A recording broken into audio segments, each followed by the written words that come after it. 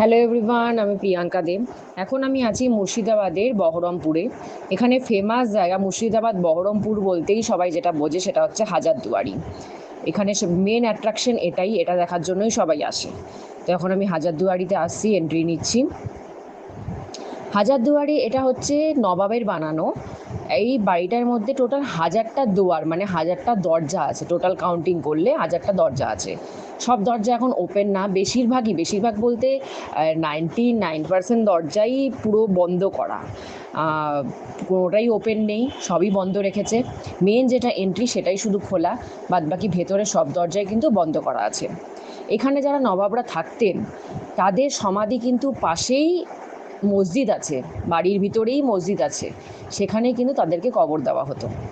তার মানে তাদেরকে বাইরে কবরের জন্য, কেউ মারা গেলে পরে বাইরে তাদের দেহটা কবরের জন্য বাইরে তাদেরকে যেতে হতো না। বাড়ির ভিতরেই তারা কবরস্থানা মসজিদ বানিয়ে রেখেছিল।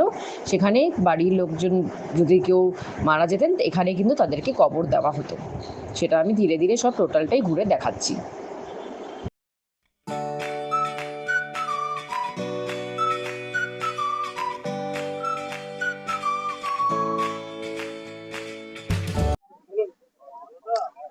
এখন আমরা যাচ্ছি টিকিট কাটতে। টিকিট কাটার জায়গাটা অনেকটা দূরে।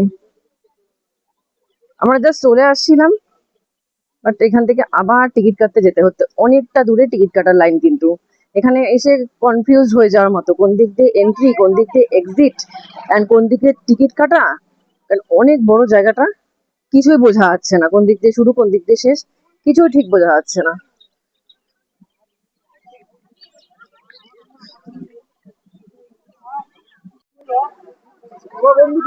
আচ্ছা, এটা হচ্ছে টিকিট কাউন্টার।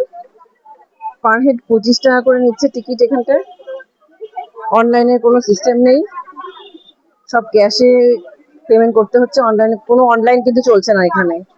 যারা আসবেন ক্যাশ নিয়েই আসবেন, এখানে কোনো অনলাইন হয় না কিন্তু। 25 টাকা করে পার হেড টিকিট নিচ্ছে। অনলাইনে কোনো সিস্টেম নেই, ক্যাশ দিবেন দেন টিকিট দিবে।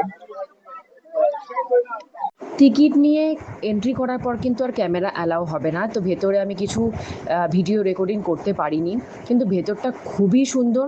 বাইরের থেকে অনেকে অনেক রকমের গুজব বলছিলেন যে ভেতরে কিছু নেই সেরকম দেখার মতো, কিন্তু আমি ঢোকার পর দেখলাম ভেতরে প্রচুর কিছু জিনিস দেখার আছে। নবাবদের সব কিছু জিনিস ডিটেলসে একদম রেখে দেওয়া হয়েছে।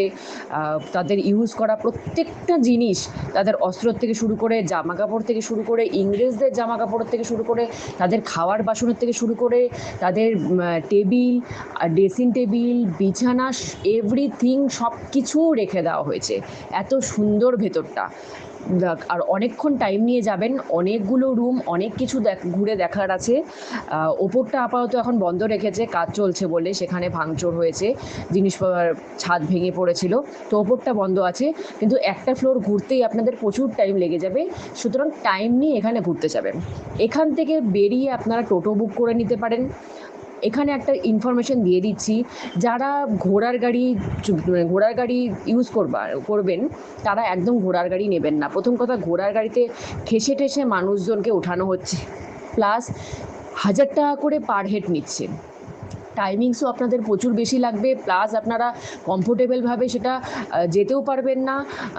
ট্যুরটাই পুরো বেকার হয়ে যাবে। তার থেকে বেটার আপনারা টোটো বুক করে নেবেন। এখানে অ্যাভেলেবেল টোটো, বিশেষ করে এন্ট্রি পয়েন্টের থেকে এক্সিট পয়েন্টে যদি আপনারা টোটোটা নেন সেটা খুব ভালো হয়। এন্ট্রি পয়েন্টে টোটোর দাম বেশি থাকে, আর এক্সিট পয়েন্টে যদি আপনারা একটু দর কষাকষি করেন তাহলে কিন্তু অনেকটা কম দামে আপনারা টোটো পেয়ে যাবেন। এখান থেকে আপনারা কাঠগোলাপের বাগান, অনেক কিছু দেখার আছে বহরমপুরে, সেগুলো কিন্তু আপনার টোটাল ট্যুরটা করে আসতে পারবেন মাত্র 200 টাকায়। আমি কিন্তু যখন গিয়েছিলাম দর কষাকষি করে অনেক টাকাই চেয়েছিল, কিন্তু এক্সিট পয়েন্ট থেকে বেরোনোর পরে আমি মাত্র 200 টাকায় কিন্তু টোটো বুক করে আমি কিন্তু সবগুলো এরিয়া ঘুরে দেখে নিয়েছি।